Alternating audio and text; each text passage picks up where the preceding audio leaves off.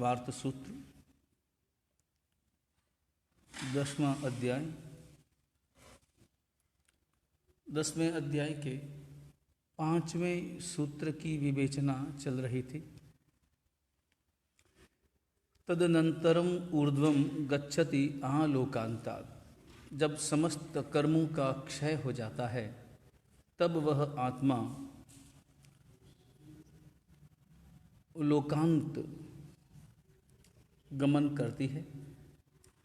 और यूं समझना चाहिए कि एक साथ 4 क्रियाएं एक साथ एक ही समय में संपन्न होती। कौन कौन सी वे 4 क्रियाएं? एक, समस्त कर्मों का क्षय, उसी के साथ काया का वियोग, शरीर का त्याग, उसी के साथ ऊर्ध्वगमन, और उसी के साथ लोकांत क्षेत्र में, सिद्ध क्षेत्र में अपनी अवगाहना में रहना। ये 4 कार्य एक साथ एक ही समय में संपन्न होते हैं। कर्मक्षय होते ही इसमें क्रम नहीं है, या यूँ समझे ऐसा होते ही होता है, इसलिए इसको क्रमिक नहीं कह सकते, एक साथ एक ही समय में। अब ये सिद्ध शिला की स्थिति क्या है तो समझना चाहिए। सिद्ध भगवंत ऊपर रहते कहाँ हैं? तो सिद्ध शिला का जो आकार है उसमें सबसे ऊपर वाला जो हिस्सा है, उस सबसे ऊपर वाले हिस्से में एक गौ शब्द का, गव्यूति शब्द का अपने यहाँ पर प्रयोग मिलता है। एक गव्यूति के 6ठे हिस्से में सारे सिद्ध भगवंत वहीं विराजमान है। एक गव्यूति किसको कहते हैं? तो 24 अंगुल का एक हाथ होता है। 24 अंगुल का एक हाथ, 4 हाथ का एक धनुष्य, और 2000 धनुष्य का एक गव्यूति। 2000 धनुष की एक गव्यूति या एक गौ कहें, और 4 गौ का एक योजन कहलाता है। ये अपने यहाँ पर माप है। बराबर 24 अंगुल का एक हाथ और 4 हाथ का एक धनुष्य, 2000 धनुष्य का एक गौ और 4 गौ का एक योजन। तो ऐसे जो 2000 धनुष्य वाला जो प्रमाण है ऊपर का, एक गौ जितना क्षेत्र, उसके 6ठे हिस्से में, तो उसका 6ठा हिस्सा कितना होगा? 2000 धनुष्य का 6ठा हिस्सा कितना होगा? 333.33। 333.33, और गणित की भाषा में कहेंगे तो 333 सही 1/3। इतने हिस्से में सिद्ध भगवंत जो है वो विराजमान होते हैं। तो लोकाकाश का जो ऊपर का अंतिम हिस्सा है, लोकाकाश का जो अंतिम ऊपर वाला हिस्सा, उस ऊपर वाले हिस्से में 333.33 धनुष्य प्रमाण जितने क्षेत्र में सिद्ध भगवंत रहते हैं। ये तो अपने को ध्यान में ही है कि सबसे ज़्यादा जो काय प्रमाण है, देहमान, वो कितने काय प्रमाण वाले, जिनकी काया का जो आकार है वो कितने धनुष्य का हो तो वो सिद्ध गति को प्राप्त करते हैं? 500 धनुष। 500 धनुष वाली जिनकी देह काया है, कायामान है, वो सिद्ध गति को प्राप्त कर सकते हैं, इससे ऊपर वाली नहीं। ऐसा क्यों? ऐसा इसलिए कि देखो, जिसकी काया 500 धनुष की है, जब निर्वाण होता है तब शरीर में से जितनी भी वायु वाला हिस्सा है वो हिस्सा निकल जाता है। वो हिस्सा निकलते ही दब जाता है। जैसे टायर है, ट्यूब में हवा भरी हुई है तो कितना क्षेत्र घेरता है, और हवा जो निकाल दो सर्र से बैठ जाता है ना। ऐसे ही हमारा शरीर, हमारे शरीर में 1/3 हिस्सा वायु का है, यानी पोलापन है। कितना हिस्सा? 1/3 हिस्सा। तो जो ही निर्माण होता है त्यों ही वो पोलापन जो है वो निकल जाता है। तो वो निकलते ही काया चिपक जाती है आपस में। तो कितनी रह जाती है?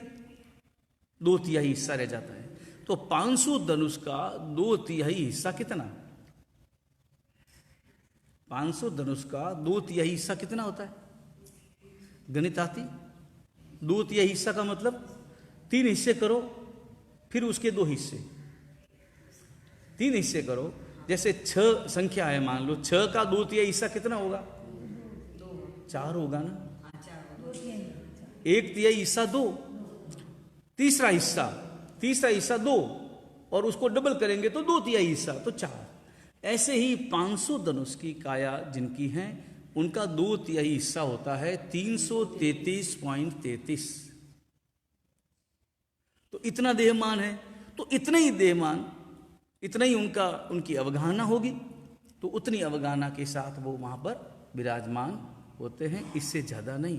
क्योंकि इससे ज्यादा में वहां सिद्ध आत्मा है ही नहीं। सिद्धों का जो क्षेत्र है वो लोकांत वाला ऊपर का जो हिस्सा है, वो ऊपर से नीचे 333.33 धनुष तक पर्यंत है। इसलिए जब भी किसी का भी निर्वाण होता है ना, वो हमेशा ऊर्ध्व गमन करता है, सीधी गमन, एकदम सीधा गमन होता है। अब सीधा गमन क्यों होता है, उसके पीछे कारण क्या है, वो अगले सूत्र में बताएंगे। मगर यहां ये देखिए, जब ऊर्ध्व गमन करता है तो कहां तक करता है? ऊर्ध्व गमन कहां तक करता है? तो लोकाकाश के अंतिम प्रदेश तक, लोकाकाश के अंतिम प्रदेश तक। उसके ऊपर क्यों नहीं करता, उसके आगे क्यों नहीं करता? क्योंकि ऊपर अलोकाकाश है, और अलोकाकाश में धर्मास्तिकाय नहीं है। गति में सहायक कौन है? धर्मास्तिकाय। तो धर्मास्तिकाय की सहायता नहीं मिलती, धर्मास्तिकाय जो निमित्त है वो प्राप्त नहीं है, इस कारण उसके आगे उनकी गति नहीं है, और वो वहीं पर जाकर ठहर जाते हैं। और सिद्ध भगवंत का जो अंतिम ऊपर का प्रदेश है, उनकी अवगाहना का जो ऊपर का अंतिम प्रदेश है मस्तिष्क का, वो लोकाकाश के ऊपर वाले अंतिम प्रदेश को स्पर्श करता है, ऊपर। और ऐसे सिद्ध कितने हैं? अनंत सिद्ध हो गए। ऐसे अनंतानंत सिद्ध हुए, और अनंतानंत सिद्ध होंगे, तब भी सबको उसी क्षेत्र में रहना है। लेकिन तब भी किसी के लिए बाधक नहीं है, क्योंकि उनका रहना ऐसा है जैसे ज्योति में ज्योति का मिलना। जैसे ये कमरा है, इस कमरे में एक दीपक जला, तो दीपक तो जगह घेरता है, लेकिन दीपक के प्रकाश ने कितनी जगह को घेरा? और एक कक्ष को। दूसरा दीपक रख दिया, उसने कितने स्थान को घेरा?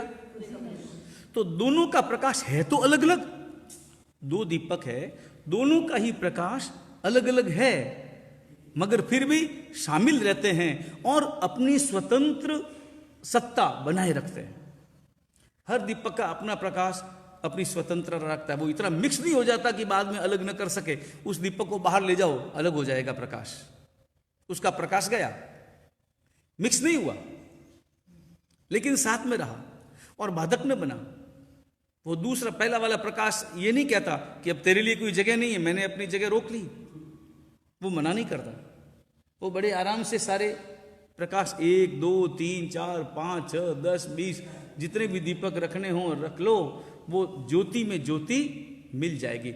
उदाहरण हमेशा, उदाहरण का जो हेतु है उसी को पकड़ सकते हैं हम, उदाहरण के हर हिस्से को अपन नहीं घटा सकते।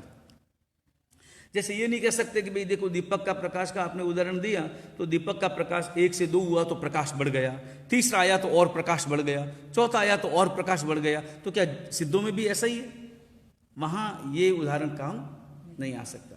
यहां केवल इतना ही समझना है कि जैसे एक ज्योति ने दूसरे ज्योति को भी आने की जगह दे दी, इंकार नहीं किया, और अपना स्वतंत्र अस्तित्व बनाए रख कर, ऐसे ही सिद्ध भगवंत सिद्ध क्षेत्र में वहाँ पर लोकाकाश का जो अंतिम हिस्सा है वहाँ पर जो विराजमान है, इसलिए लोकाकाश के सबसे ऊपर वाला जो 333.33 धनुष्य वाला हिस्सा है वो सिद्धि क्षेत्र कहलाता है। इसी को भी लोकाग्र कहते हैं, इसी को हम लोकाग्र कहते हैं, बराबर।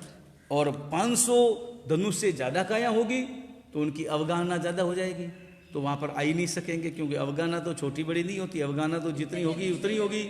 और हाँ, उसी हिस्से में रहना है। हाँ, उतना जो ये 333.33 का हिस्सा है, तो यहाँ से यहाँ तक रहना है। और ऊपर वाला लोकाकाश का अंतिम किसी की अवगाहना, मान लो किसी की जो शरीर की अवगाहना है, जैसे अभी वर्तमान में 6 हाथ की है, 7 हाथ प्रमाण है मान लो, तो 6 हाथ की अगर है तो उनकी अवगाहना कितनी होगी? 4 हाथ की होगी, 2/3 हिस्सा।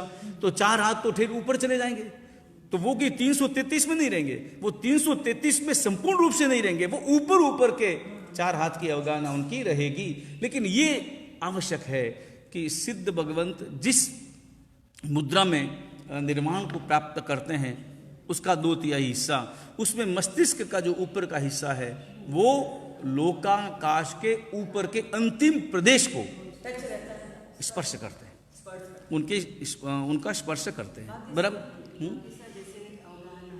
शरीर की अवगाहना लेकर के जाते हैं, तो वहां पर पहले से ऑलरेडी अवगाहना है, उसी अवगाहना के अंदर वो फिक्स होते हैं। जैसे ज्योति में ज्योति, ज्योति में ज्योति कैसे मिलती है? स्वतंत्र अस्तित्व बनाए रखकर मिलती है। वो एकदम जैसे दूध में पानी है तो मिक्स नहीं हो जाती, दूध में पानी है तो मिलाना आसान है, अलग करना तो मुश्किल है ना। ऐसे ही 2 ज्योतियां आपस में मिलेगी तो क्या उन्हें अलग करना मुश्किल है? नहीं मुश्किल है। 2 दीपक है, एक दीपक ले गए, उसका प्रकाश उसके साथ गया। ऐसे ही सिद्ध भगवंतों का अपना स्वतंत्र अस्तित्व है, मगर ज्योति में ज्योति मिल जाती। अब ये देखें कि सिद्ध शिला क्या है। तो सिद्ध शिला जो है वो इसे ईशत प्राग भारा कहा जाता है।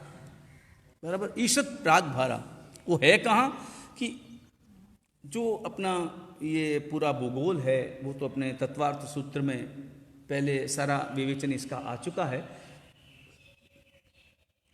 कि 7 राजलोक नीचे, 7 राजलोक ऊपर, कुल मिलाकर के 14 राजलोक प्रमाण, बीच में त्रस्त नाड़ी।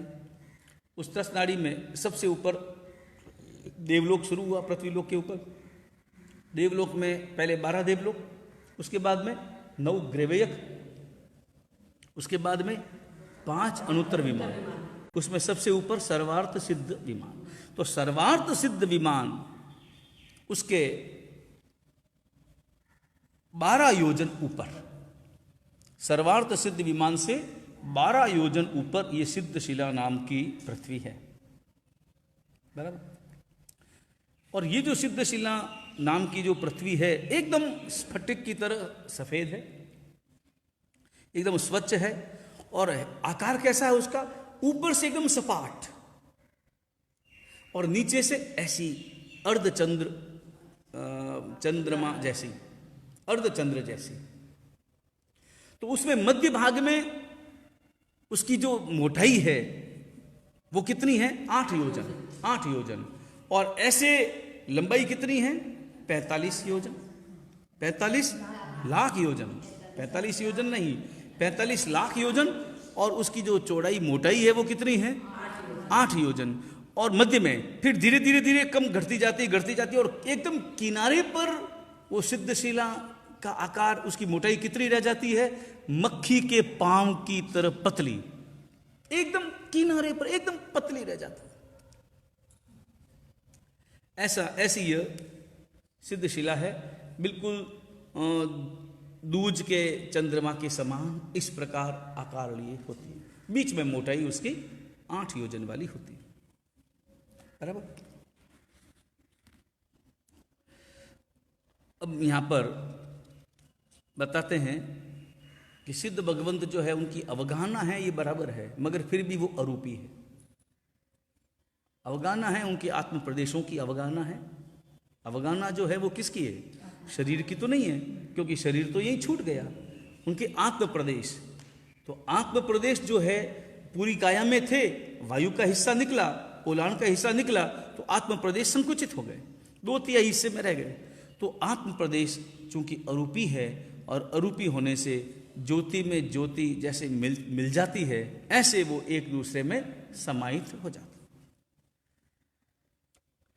बराबर। अब अगला ये लेते हैं सूत्र, अगला सूत्र है कि भाई प्रश्न ये होता है कि जब सब कर्मों का क्षय हो गया, क्योंकि जब तक कर्मों का क्षय नहीं होता तब तक तो बात समझ में आती है कि एक स्थान से जब मृत्यु प्राप्त होती है तो दूसरी जगह जहाँ जन्म लेना होता है वहाँ उसे ले जाने वाला कौन?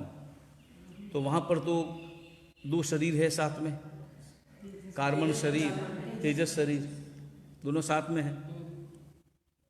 उसके कारण उन्हें शक्ति मिल जाती है, वहाँ चले जाते हैं। अब यहाँ तो 8 ही कर्मों का क्षय हो गया तो पीछे कुछ बचा ही नहीं, तो ऊपर वो जाति कैसे? उस ऊर्ध्व गमन में हेतु क्या है?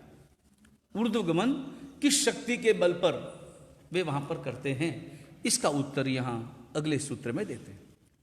वो कहते हैं कि पूर्व प्रयोगात, असंगत्वात, बंध विच्छेदात और तथागति परिणामात च तद गति ही। ये ऊर्ध्व गमन 4 हेतु हैं उसके। इन 4 कारणों से मुक्त आत्मा ऊर्ध्व गमन करता है। वो 4 कारण कौन से हैं? पहला कारण तो यह है पूर्व प्रयोग, दूसरा कारण है असंग, तीसरा कारण है बंध विच्छेद और चौथा कारण है तथागति परिणाम। बराबर। अब इसमें सबसे पहले देखें तथागति परिणाम। अब यहां पर देखें कि अपने यहां पर जो 6 द्रव्य हैं, तत्वार्थ के हिसाब से 5 द्रव्य, क्योंकि काल को द्रव्य माना भी है और उसका खंडन भी नहीं किया है, लेकिन माना भी नहीं है, क्योंकि काल को उन्होंने द्रव्य की गणना में नहीं लिया है, लेकिन बाद में एक सूत्र बनाकर कालश्च इति एके, कालश्चेतेके ऐसा कहकर अन्य आचार्य भगवंतों के मत को प्रस्तुत किया है कि अन्य आचार्य जो हैं वो काल को भी द्रव्य मानते हैं। यहाँ पर अपन 5 द्रव्य समझें तत्वार्थ के हिसाब से। उसमें धर्मास्तिकाय, अधर्मास्तिकाय, आकाशास्तिकाय, उद्गलास्तिकाय और जीवास्तिकाय। तो ये जो 5 द्रव्य है, इन द्रव्यों में गति स्वभाव केवल 2 द्रव्यों का है जिनमें गति है। किनमें? एक जीव में और एक पुद्गल में, बाकी में नहीं। गति का जो स्वभाव है, गति करने का जो स्वभाव है वो किसका है? जीव का और पुद्गल का। अब इसमें पुद्गल की जो गति होती है वो हर दिशा में होती है। पुद्गल की जो गति है वो किस दिशा में? ऊर्ध्व दिशा में भी होती है, अधो दिशा में भी होती है और तिर्यक दिशा में भी होती है। जैसे उदाहरण के लिए जैसे अग्नि की जो गति है, अग्नि की गति है, उसका क्या स्वभाव है? अग्नि का, दीपक की ज्योति का ऊर्ध्व गमन करना, ये उसका स्वभाव है। इसी प्रकार वायु का जो स्वभाव है वो हमेशा तिर्यक चलेगा, तिरछा चलेगा, ऐसे चलेगा। वो कभी ऐसे नहीं चलेगा, कभी ऐसे नहीं चलेगा, ऐसा ही चलेगा वायु का। और जैसे मान लो पत्थर वगैरह है, इनकी गति किस दिशा में होगी? अधो दिशा में होगी। दीपक की ज्योति ऊर्ध्व गमन का उसका स्वभाव, वायु का तिरछा गमन का स्वभाव और पत्थर इत्यादि का नीचे गिरना, अधोगति का उसका स्वभाव है। तो ये सब अपना अपना स्वभाव है। पुद्गल का अपना स्वभाव है तो आत्मा का अपना स्वभाव है। और आत्मा का जो स्वभाव है वो कैसा है? हमेशा आत्मा का स्वभाव केवल और केवल ऊर्ध्व गमन का ही रहता है। अब यहां पर प्रश्न हो सकता है कि यदि आत्मा का स्वभाव अगर मान लो ऊर्ध्व गमन का ही है तो फिर अब संसार में मुक्त आत्मा की बात छोड़ दो, आत्मा तो मुक्त आत्मा में भी है और आत्मा जो है वो संसारी आत्मा में जो भ्रमण करती है उनमें भी है। तो संसार में जो भ्रमण कर रही है ऐसी जो आत्मा है तो वो तो तीनों ही प्रकार की गति उसमें नजर आती है। वैसे नक्शे देख करके, जैसे यहाँ पर वो मृत्यु को प्राप्त किया और यहाँ नरक में गया तो नीचे गति गई, अधोगति में गया, देवलोक में गया, ऊर्ध्व गमन गया, और किसी अन्य क्षेत्र में गया तो तिर्यक गति गई। तो तिरछी गति, अधोगति, ऊर्ध्व गति सब है। तो आप ऐसा कैसे कह सकते हैं जब पुद्गलों की भांति जीव का भी तीनों ही गति का स्वभाव स्पष्टतः नजर आता है? तो भी यहाँ पर बताते हैं, ये प्रश्न हो ही सकता है, तो बताते हैं कि देखो संसारी आत्मा जो भ्रमण करती है तीनों ही दिशाओं में, उसके पीछे जो कारण है वो कारण है कर्मों की संगति, कर्मों के कारण। और इसके लिए उदाहरण समझना चाहिए, और उदाहरण इसके लिए तुम्बे का उदाहरण सबसे बढ़िया है। तुम्बे का है तुम्बा। तुम्बे का स्वभाव क्या है? तैरना। तुम्बा कभी डूबता नहीं है, नीचे नहीं जाएगा, नीचे छोड़ दो, नीचे ले जाओ जबरदस्ती और छोड़ दो, वो कहाँ आएगा? लेकिन तुम्बे के ऊपर अगर वजनदार मिट्टी का लेप लगा दिया गया और लेप के कारण चारों ओर से पूरा लपेट लिया गया, मिट्टी का लेप लगा दिया गया और पानी में डाला तो क्या होगा? वो नीचे डूब जाएगा। डूब तो गया नीचे, फिर ज्यों ज्यों मिट्टी का लेप उसका हटता जाएगा, पानी के संसर्ग के कारण से वह लेप धुल जाएगा, तो अपने आप वह तुम्बा कहां आ जाएगा? सीधा ऊपर आ जाएगा।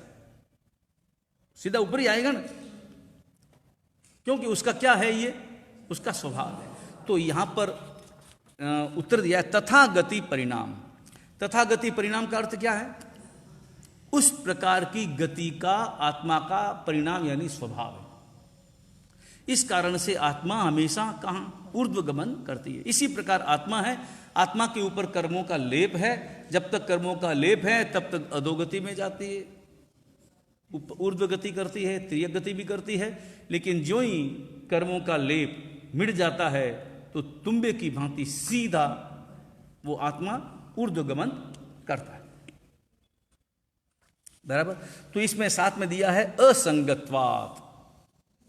भाई आत्मा ऊर्ध्वगमन क्यों करता है? एक तो तथागति परिणाम, उसकी गति करने का स्वभाव है, ऊर्ध्व गति करने का स्वभाव है, और दूसरा है असंगत्वात्, असंग हो गई। असंग होगी यानी कर्मों के संग से सर्वथा रहित हो गई, इसलिए अब उन्हें सीधा कहां जाना है? ऊपर ही जाना है। बराबर, सीधा ऊर्ध्वगमन ही करना है। ऐसे ही जैसे एक इसमें एरंडे के फल का भी उदाहरण दिया जाता है। एरंडा जो फल, एरंडा उसका जो फल होता है, उसका एरंडे का जो फल है वो कैसा होता है?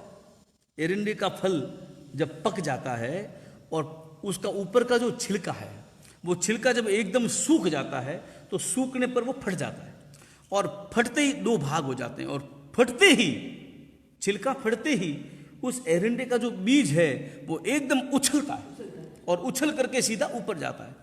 तो बीज का उछलना उसका स्वभाव है। लेकिन पहले क्यों नहीं उछला? क्योंकि बंधन में था। बंधन में होने के कारण से वह उछला नहीं था, और ज्यों ही बंधन टूटा उछल गया।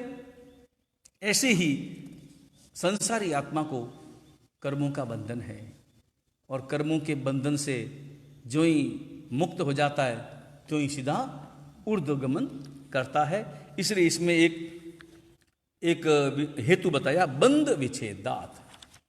बंध विच्छेदात यानी बंध का वियोग होते ही जीव जो है, आत्मा जो है, वो ऊर्ध्वगमन करता है। बराबर, ये भी समझ में आ गया। अब यहां पर एक और बात, एक और प्रश्न पैदा होता है कि भाई समस्त कर्मों का जब क्षय हो गया, समस्त कर्मों का क्षय हो गया, तो अंत में योग निरोध होता है। योग निरोध होते ही योग का अभाव। तो जब योग का अभाव हो जाता है तो योग का अभाव होने के कारण से फिर ऊर्ध्वगमन कैसे करता है? योग का तो सर्वथा अभाव है।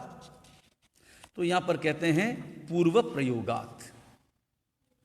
सूत्र में एक हेतु दिया है पूर्व प्रयोगात। पूर्व प्रयोगात का अर्थ होता है पूर्व संस्कार होने के कारण से। पूर्व प्रयोग यानी पूर्व के संस्कार। कैसे? जैसे कुम्हार है, एक कुम्हार है, और कुम्हार जो है वो घड़ा बनाता है, और घड़ा बनाने के लिए चाक पर मिट्टी का लौंदा रखता है। बराबर। वो चाक कैसे घूमता है? अपने आप घूमता है या उसको घुमाना पड़ता है? घुमाना पड़ता है। कैसे घुमाते हैं? उस डंडी को ले, डंडी से एकदम ऐसे गोल गोल घुमाना पड़ता है। तो जब वो घुमाते हैं तभी घूमता है, ये बात तो बराबर है। लेकिन घुमाना छोड़ दिया तो फिर क्या होगा?